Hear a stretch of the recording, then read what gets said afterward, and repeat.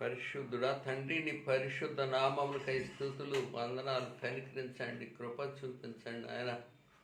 ఉదయకాలంలో మాట్లాడటానికి మా ప్రభు నన్ను బలపరచండి. నీ వాక్యముతో నా మనసును, నా హృదయమును, నా యొక్క నోటిని నింపండి తండ్రి. నీకు మహిమార్థముగా నీ బిడ్డలమైన మాకు వినువారికి ఆశీర్వాదకరంగా ఉండటానికి కృప చూపించమని యేసు ప్రభు నామమున వేడుకొంటున్నాము తండ్రి, ఆమేన్. ప్రియమైన దేవుని బిడ్డలారా, నిర్గమకాండములో 4వ అధ్యాయములో 22వ వచనములో, అప్పుడు నీవు ఫరోతో, ఇశ్రాయేలు నా కుమారుడు, నా జ్యేష్ఠ పుత్రుడు, నన్ను సేవించినట్లు నా కుమారుని పోనిమ్మని నీకు ఆజ్ఞాపించుచున్నాను. వాని పంపనొల్లని ఎడల ఇదిగో నేను నీ కుమారుని, నీ జ్యేష్ఠ పుత్రుని చంపెదనని యెహోవా సెలవిచ్చుచున్నాడని అతనితో చెప్పుము. ప్రియులారా, దేవుడు మోషేతో చిన్న పిల్లవాడిలాగా, చక్కని స్టూడెంట్ లాగా పదే పదే వివరంగా, స్పష్టంగా, బహుస్పష్టంగా నా ప్రజలను విడిపించటానికి నువ్వు ఇలాగు వెళ్ళమని మహా అధిపతి, ఐగుప్తు దేశపు అధిపతి, చక్రవర్తి ఫరోతో ఈ రీతిగా మాట్లాడమని బహుస్పష్టముగా, బహు వివరముగా చిన్నపిల్లవాడికి చక్కగా నేర్పి పంపినట్లుగా దేవుడు మోషేతో బలపరుస్తూ ఉన్నాడు. కావలసిన ఇన్స్ట్రక్షన్స్ అన్నీ కూడా ఇస్తున్నాడు. కావలసిన ఆత్మ బలము నిబ్బరమిస్తున్నాడు, ధైర్యం ఇస్తున్నాడు, అనేకమైన సూచనలు, గుర్తులు చెబుతున్నాడు. ఇలా నేను నీకు తోడుగా ఉంటాను, నేను నీకు నోరుగా ఉంటాను, నా ప్రజల్ని నువ్వు విడిపించు. Liberator, you are liberator of my people. నా ప్రజల్ని ఐగుప్తు చెర నుండి, దాస్యము నుండి విడిపించే విమోచకుడుగా ఉండు. అది దేవుని యొక్క గుణలక్షణము, దేవుని యొక్క తత్వము, దేవునిలో మూర్తి భవించిన స్వభావము. ఇబ్బందుల్లో ఉన్న వారిని విడిపించటము, శ్రమల్లో ఉన్న వారిని విడిపించటము, కష్టములో ఉన్న వారిని ఆదుకోవటము, నలిచివేయబడి, త్రొక్కివేయబడి, అణిచివేయబడి, బాధింపబడు వారిని విడుదల చేయటము దేవుని యొక్క ప్రణాళిక, దేవుని యొక్క స్వచ్ఛమైన సుగుణము. ప్రియులారా, నేనేమై ఉన్నానో నా బిడ్డలు కూడా అదే అయి ఉన్నారు. నేనేమి తలంచున్నానో నా బిడ్డలు అదే తలంచున్నారు. నేను ఎలాంటి గుణగణాలు, డిజైర్స్, ఆశయాలు కలిగి ఉన్నానో నా బిడ్డలు కూడా అలాంటి ఆశయాలే కలిగి ఉన్నారు. అందుకని మోషేని is the liberator of God's people. అలాగే అనేక మంది లిబరేటర్స్. గిద్యోను లిబరేటర్. మిద్యానీయులు, అమాలీకుల చేతిలో నుండి ఒకప్పుడు వారిని రక్షించి వారిని చక్కగా 40 సంవత్సరాలు పరిపాలించిన లిబరేటర్.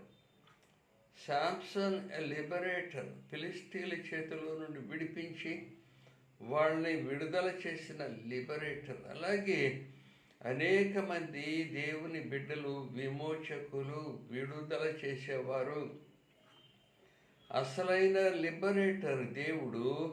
ఆయన తన కుమారుడైన యేసు ప్రభువుని మన కొరకు పంపించి మన దాసత్వము నుండి, మన పాపము నుండి, మన దోషము నుండి, మన దుర్నీతి నుండి, మనకు వచ్చే శ్రమల నుండి, మనకు వచ్చే నిందల నుండి, ఇంకా ముఖ్యంగా ఆత్మ చచ్చిన రీతిగా ఉండగా ఆత్మని జీవింపచేసి నరక శిక్ష నుండి విడిపించిన వాడు. యుగ యుగములు మంట మండుతుంది, అగ్ని ఆరదు, పురుగు చావదని సెలవిచ్చాడే.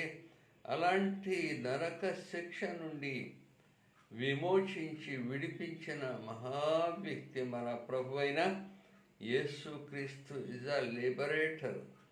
ఆయన బిడ్డలు కూడా విమోచించేవారుగా, సహాయపడేవారుగా, ఈరోజు కూడా అనేక మంది దేవుని బిడ్డలు సహాయకులుగా, ఎంతమందో మిషనరీస్, మరి ఎంతెంతమందో మరి మెడికల్ సర్వీసెస్ చేసిన వారు ఎంతెంతమందో, మరి దైవ భక్తులు అనేక రీతులుగా మనుషుల్ని విడిపించిన వారు, సమాజాన్ని బాగు చేసిన వారు, సమాజంలో ఉన్న దురాచారాల నుండి, కట్ల నుండి, నరహంతకుల నుండి, బానిసత్వము నుండి, శ్రమల నుండి విడుదల చేసి మనుషులకి స్వతంత్రులుగా మార్చిన వారు, వారి జీవితంలో నీతి సమాధానాన్ని స్థాపించి వారిని చక్కగా అలంకరించిన దేవుని సేవకులు ఉన్నారు. ఇప్పుడు కూడా పనిచేస్తూ ఉన్నారు. దీపము వెలుగుతూ ఉన్నది. ఆయన ప్రకాశించే దీపమైన యేసు ప్రభు ఆ దీపము వెలుగుతూ ప్రకాశిస్తూనే ఉన్నది. ఇప్పుడు కూడా దేవుని కోసం ఆసక్తి కలిగిన వారు, దేవుని ఇంటిని కట్టవలనని వారు, దేవుని మరి నిన్ను గురించిన, నీ ఇంటిని గురించిన ఆసక్తి నన్ను భక్షించుతున్నదని మన ప్రభు అయిన యేసుక్రీస్తు చెప్పాడే. అలాగే దేవుని గురించిన ఆసక్తి, మరి ఇంటిని కట్టాలన్న ఆసక్తి కలిగిన వారి సేవకులు, దేవుని బిడ్డలు అన్ని చోట్ల ఉన్నారు.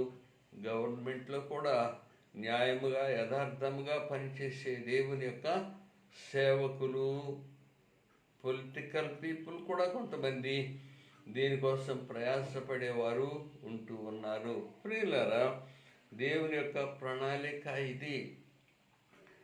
దేవుడు నా ప్రజల్ని విడిపించటానికి నీ వెళ్ళు అని మోషేతో చెబుతుంటే, మోషే కొద్దిగా అనుమానము, పిరికితనము చూపెడుతున్నాడు. వారు నన్ను నమ్మరు, నా మాటలు నమ్మరు. ప్రియులారా, నిజంగానే మనుషుని నమ్మటం కష్టమే. ఎందుకంటే మనుషుని స్వభావము బలహీనుడు. మనుషుడు, మనలో ఉన్న బలహీనత అతనిలో కూడా ఉంటాయి, అతనిలో ఉన్న బలహీనత నాలో కూడా ఉంటాయి. బోధ చేసేవాళ్ళు అనేకమైన పాపాలన్నీ చెబుతూ ఉంటారు. వీళ్ళకి పాపాలంటే ఎక్కువ తెలుసు వీళ్ళకి, బోధకులకి. ఎందుకంటే అనేక మందిని స్టడీ చేస్తుంటారు. ఇంకా ఆత్మ పరిశీలన చేసుకున్నప్పుడు అవన్నీ కూడా ఆళ్ళల్లో ఉంటాయి. అందుకని బాగా హుషారుగా, స్పష్టంగా చెబుతూ ఉంటారు. ప్రియులారా, మోషే యొక్క బలహీనతలను బట్టి, మోషే యొక్క మరి అతని బ్యాక్గ్రౌండ్, కోపిష్టి, ఒకడిని చంపాడు, పాతిపెట్టాడు, ఇలాంటి దేవుని కార్యం చేయాలన్న ఆసక్తితోనే తప్పులు చేస్తుంటారు. దేవుని ఇంటిని కట్టాలన్న ఆసక్తితోనే తెలిసి తెలియక అపరాధాలు, తొందరపాట్లు, తొట్టుపాట్లు జరుగుతూ ఉంటాయి. ఇలాగ మోషే యొక్క బలహీనతలు వారు ఎదుర్కొంటారు. కాబట్టి వారు నన్ను నమ్మరు అంటున్నాడు. ఎంతో విచారం. అయితే దేవుడు అంటున్నాడు, నిన్ను నమ్మరు, నన్ను నమ్ముతారు. నిన్ను నమ్మరు, నన్ను నమ్ముతారు.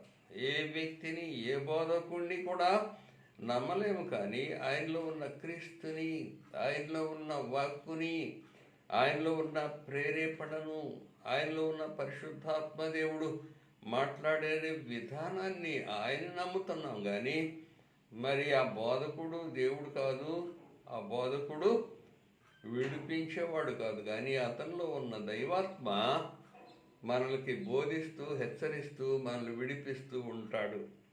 ప్రియులారా, దేవుడు చెబుతున్నాడు, నీకు నీ చేతిలో ఉన్న కర్రని అక్కడ పడేసినప్పుడు సర్పం, పెద్ద కింగ్ కోబ్రా, భయంకరమైంది, చూస్తే గుండె జల్లుమంటది. దాన్ని తోక పట్టుకోమంటున్నాడు. అమ్మో, దాన్ని పట్టుకోవటం ఎలాగ? కానీ దేవుని ఆజ్ఞ, దేవుడు చెప్పినట్టు చేయాలి. అది కింగ్ కోబ్రా అయినా, ఏదైనా నరకమైన శిక్ష, ఏదైనా సింహాలైనా, అగ్నిగుండమైనా, ఏదైనా దేవుని యొక్క చిత్తానికి లోబడాలి. ప్రియులారా, దాన్ని పట్టుకున్నప్పుడు కర్ర అయింది. చూడు, ఇది సూచక్రియ, అద్భుతము. దీన్ని చూసి ప్రజలు, ఇశ్రాయేలు ప్రజలు నీలో దేవుడున్నాడు, నీలో దేవుడు నిన్ను పంపించాడు అని నమ్ముతారు. ఇంకా ఒక సూచన చూపెడుతున్నా, 2-3 రాళ్ళు ఎక్స్ట్రా పెట్టుకో, స్పేర్ బల్బు, స్పేర్ ఇంకా కొన్ని పెట్టుకో.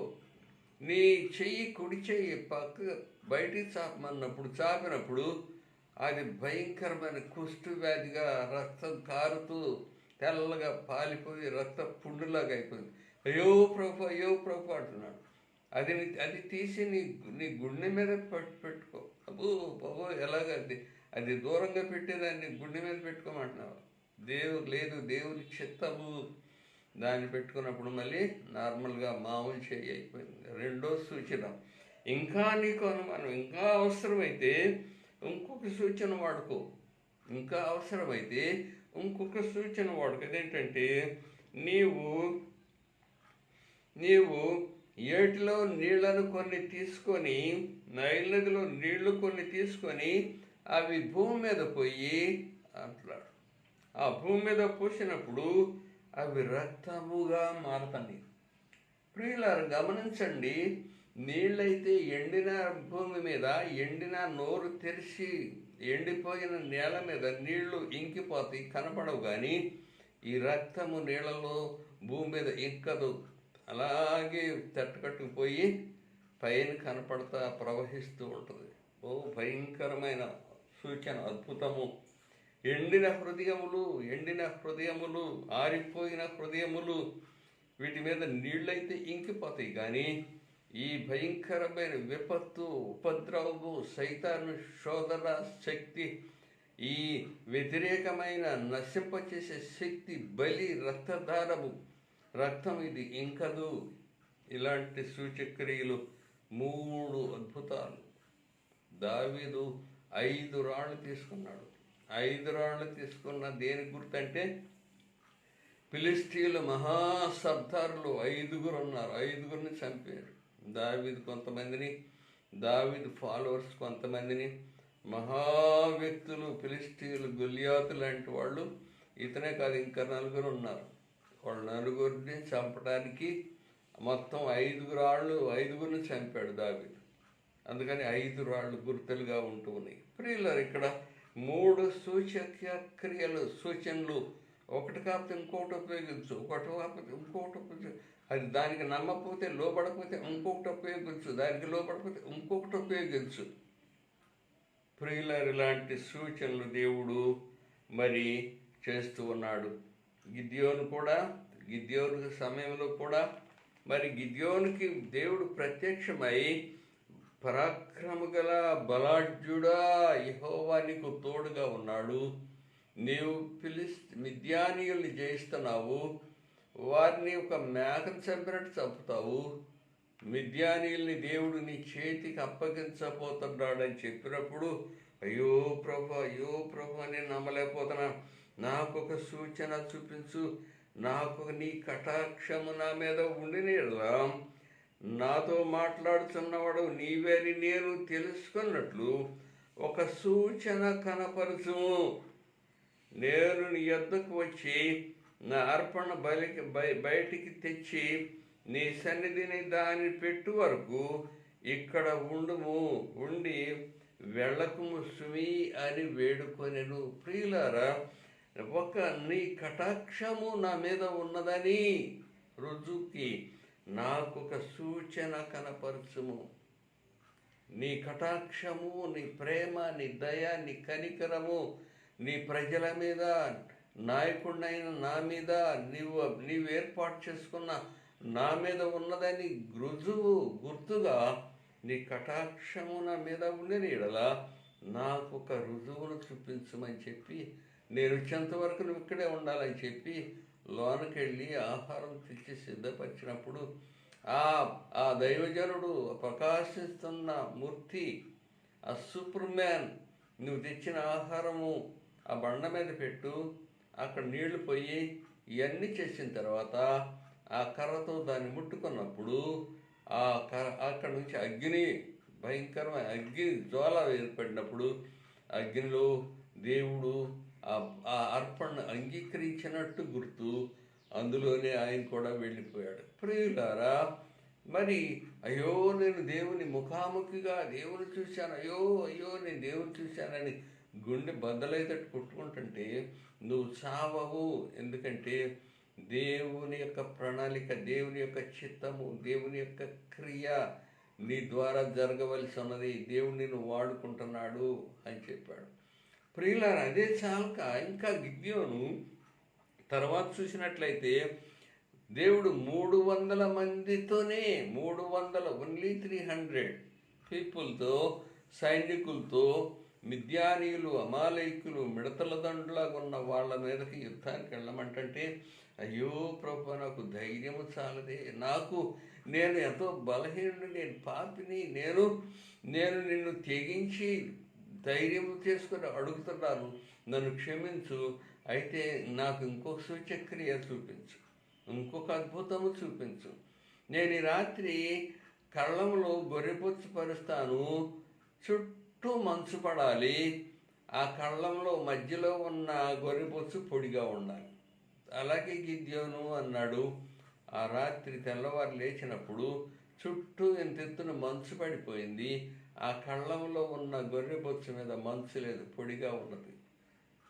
అయ్యో ప్రభా, నాకు ఇంకా వణుకు పుడుతుంది. 300 మందితో నేను మిద్యానీయుల అమాలేకుల్ని ఎలా జయించగలను ప్రభా? నాకు చెమటలు పడుతుంది, నాకు మరింకొక సూచక్రియ చూపించమన్నప్పుడు ఈ రాత్రి ఏం చేస్తానంటే మళ్ళీ కళ్ళంలో గొర్రెపొచ్చు పరుస్తాను. మరి గొర్రెపొచ్చు మీదే నీళ్లు, మంచు పడాలి, చుట్టూ పొడిగా ఉండాలి. అలాగే గిద్యోను అన్నాడు. ప్రియుల తెల్లవారి చూసినప్పుడు గొర్రెపొచ్చు నిండా మంచు, నీళ్లు పిండాడు. ఇలాంటి అద్భుతాలు, ఆశ్చర్యాలు, అద్భుతాలు, సూచక క్రియలు, సూచనలు చూపెట్టాడు నమ్మటానికి. ఎందుకంటే తన ప్రజల్ని నమ్మించటానికి అద్భుతాలు చేశాడు. మన ప్రభు అయిన యేసుక్రీస్తు చేసిన అద్భుతాలు మరి 2 రకాలుగా ఉన్నాయి. వాళ్ళ మీద ప్రేమ, వాళ్ళ మీద జాలి, వారి మీద కనికరము, వారి మీద కరుణ, వాత్సల్యము కలిగి మరి ఆ అద్భుతాలు చేశాడు. ఇంకా ప్రజలు ఆయన దేవుని వద్ద నుండి వచ్చాడు. దేవుని దైవ వాక్కు శక్తివంతుడు, సర్వ సృష్టి ఆయనకి లోబడుతుంది, సర్వములో సర్వము ఆయనై ఉన్నాడని నమ్మేలాగా అద్భుతాలు చేసి ఉన్నాడు. ప్రియులారా, మరి మోషేతో దేవుడు మాట్లాడుతూ ఈ 3 క్రియలు చెయ్యి ప్రభువా, ఇంకను ప్రభువా, ఇంతకు మునుపైనను నీ దాసునితో మాట్లాడినప్పటి నుండి అయినను నేను మాట నేర్పరిని కాను, నేను నోటి మాందవ్యము కలవాడని యెహోవాతో చెప్పగా, యెహోవా, మానవుడికి నోరు ఇచ్చినవాడు ఎవడు? మూగవానిగా చేసి చెవిటివానిగా చేసినవాడు, దృష్టి లేని వానిగా చేసినవాడు, గ్రుడ్డివానిగా చేసినవాడు నేనే కదా. యెహోవానైనా నేనే కదా. కాబట్టి వెళ్ళుము, నేను నీ నోటికి తోడయ్యుందును. ప్రియులారా, గుడ్డివాణ్ణి కలుగు చేసిన వాడిని, నోటి మాందవ్యము, చెవిటివాడిని కలుగు చేసిన వాడిని, నత్తివాడిని కలుగు చేసిన వాడిని నేనే కదా. నీవు వెళ్ళుము, నేను నీకు తోడై ఉంటాను, నేను నీకు నోరుగా ఉంటాను. ప్రియులారా, ఇప్పుడు కూడా ఇంకా మోషే అధైర్యపడుతున్నాడు. ఇన్ని చేసినా మోషే ఎంత కఠినుడంటే ఇన్ని చేసినా ఇంకా ధైర్యపడుతున్నాడు. అయ్యో ప్రభా, మరి నీవు ఏమి పలుకవలసింది నేను నీకు బోధించదనని అతనితో చెప్పాను. అందుకు అతడు, అయ్యో ప్రభా, నీవు పంప తలంచిన వారిని పంపుమనగా అతడు మోషే మీద కోపపడి, అప్పుడు ఆయన మోషే మీద కోపపడి లేవీయుడగు నీ అన్న అహరోను లేడా? అతడు బాగుగా మాట్లాడగలడని నేను ఎరుగుదును. ఇదిగో అతడు నిన్ను ఎదుర్కొని వచ్చుతున్నాడు. అతడు నిన్ను చూసి తన హృదయమునందు సంతోషించును. నీవు అతనితో మాట్లాడి అతని నోటికి మాటలు అందించవలెను. నేను నీ నోటికి అతని నోటికి తోడయుందును. మీరు చేయవలసిన దానిని మీకు బోధించదను. అతడే నీకు బదులు జనులతో మాట్లాడును. అతడే నీకు నోరుగా ఉండును.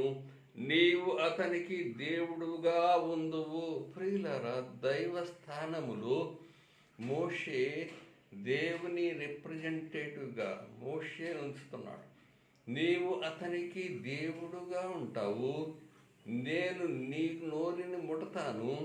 నీవు చెప్పిన వాటిని మైక్లాగా అహరోను చెప్తాడు. మాటలు నీ నోట్లో నుంచే వస్తున్నాయి, శబ్దము నీ నోట్లో నుంచి వస్తుంది. అతను ఒక మైక్లాగా, బోరలాగా నువ్వు చెప్పినవే చెప్తుంటాడు.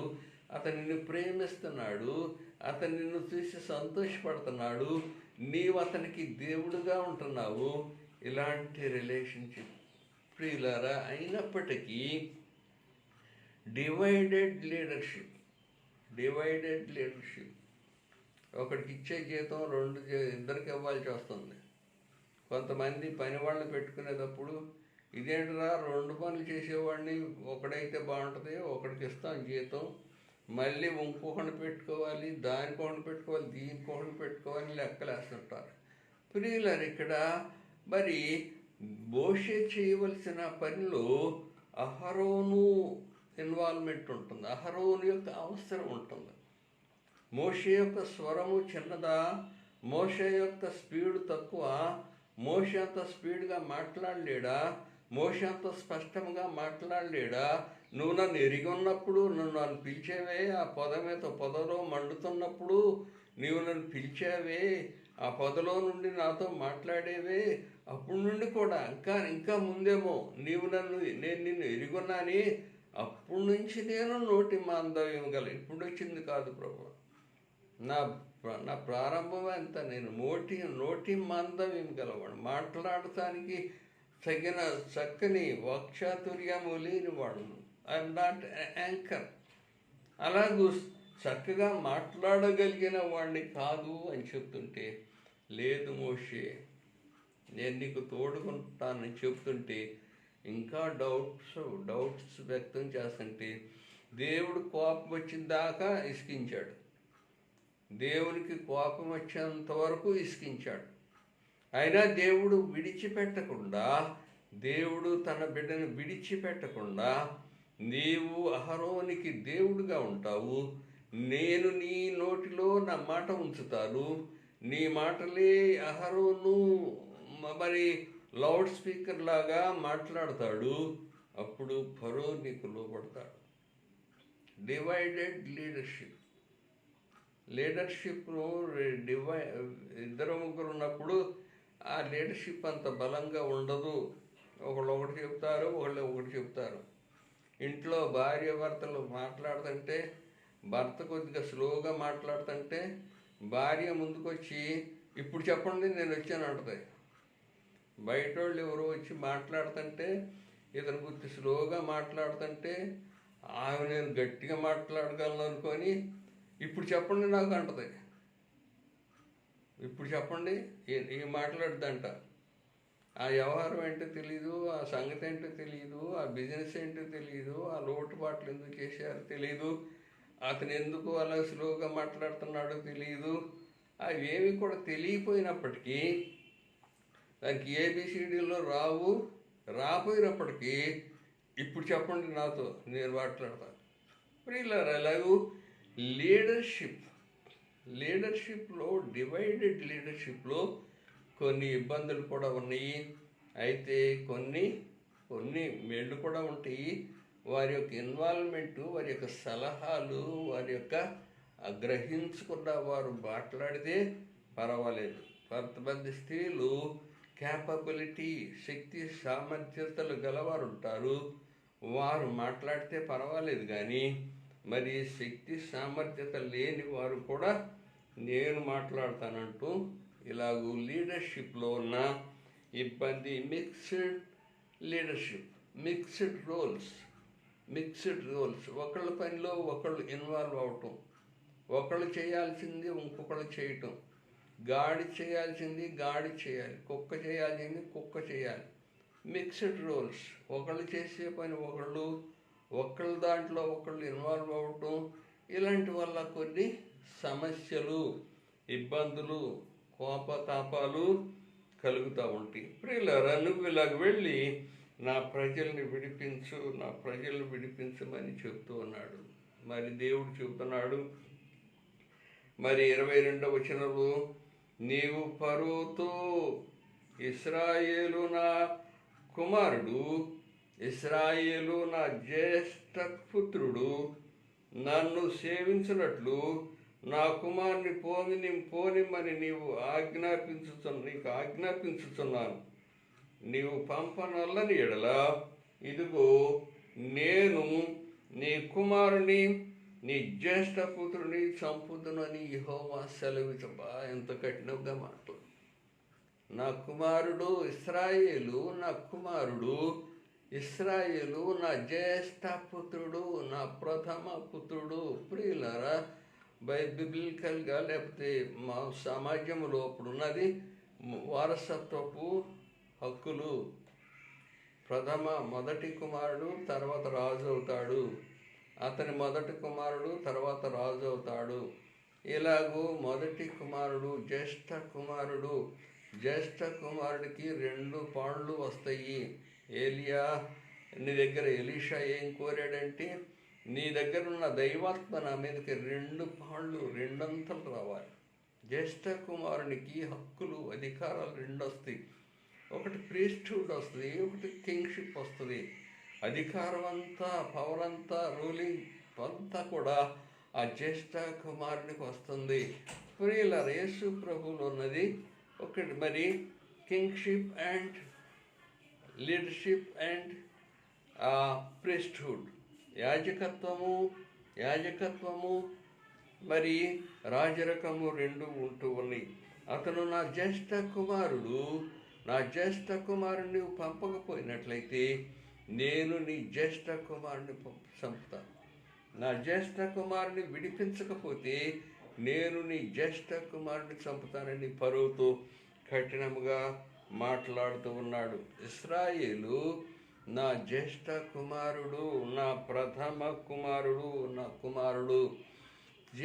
మరి ఇజ్రాయేల్ అనే మాటకి the prince of God, Israel the prince of God, దేవునికి వారసుడు, దేవునికి ఇంటికి వారసుడు. ఆయనలో 2 క్వాలిటీస్ ఉన్నాయి, ప్రీస్ట్హుడ్ అండ్ కింగ్షిప్. రెండిటికి వారసుడు. యాకోబు రాత్రంతా ఎబ్బోకు రేవు దగ్గర దేవునితో పోరాడినప్పుడు దేవుడు దేవుడు మరి పట్టుకొని పట్టుదల దేవుడు తొడ మీద కొట్టినప్పుడు, తొడగోడు విరిగినప్పుడు, అప్పుడు సంపూర్ణముగా మరి యాకోబులో చేంజ్ వచ్చి దేవునికి లోబడ్డాడు. అప్పుడు దేవుడు ఏమన్నాడంటే, you are the prince of God, Israel, your name is Israel. Israel అనే పేరు నీకు పెడుతున్నాను, నువ్వు ఇక యాకోబు కావు, ఇక్కడ నుంచి నువ్వు Israel, the prince of God, the prince and princess. Yesu ప్రభు, మన ప్రభు అయిన యేసు ప్రభు సంఘాన్ని తీసుకొని మధ్యాకాశంలోకి వచ్చినప్పుడు మనం కూడా ఎత్తబడుతూ ఉంటాం, ప్రిన్స్ అండ్ ప్రిన్సెస్. యేసు ప్రభు యొక్క సంఘానికి యేసు ప్రభుకున్న రిలేషన్షిప్ ఇలాగుంది. ప్రార్థన చేద్దాం. పరిశుద్ధ తండ్రి, నీ పరిశుద్ధ నామమునకై స్తుతులు, వందనాలు. మమ్మల్ని కనికరించి కృప చూపించి కాపాడమని యేసు ప్రభు నామమున వేడుకొనుచున్నాము. ఆమెన్. తండ్రి, కుమారుడు, పరిశుద్ధాత్మనే సర్వశక్తి కలిగిన మన ప్రభు అయిన యేసు క్రీస్తు నిరంతరం మీకు తోడై ఉండును గాక. ఆమెన్.